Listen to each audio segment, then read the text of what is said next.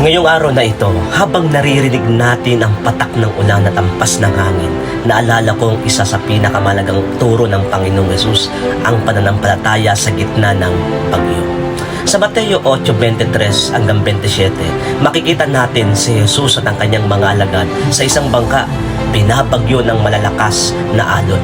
Natakot sila, pero si Jesus na habang natutulog pa noon at nang siya'y magising ay nagpakita ng kapangyarihan sa pamamagitan ng pagsabi, "Tigil!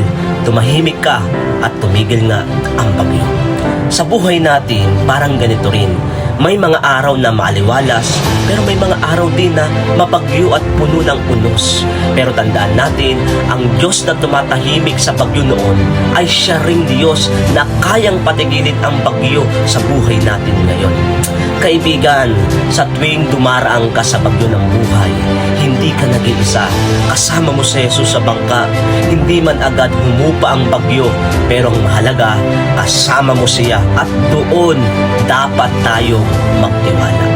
Ngayon, maulan at mabagyo. Alalahanin natin na ang pananampalataya ang ating sandigan. Umawak tayo kay Jesus at hayaan ang kanyang kapayapaan ng maghari sa ating puso kahit sa gitna ng pinakamalakas na bagyo.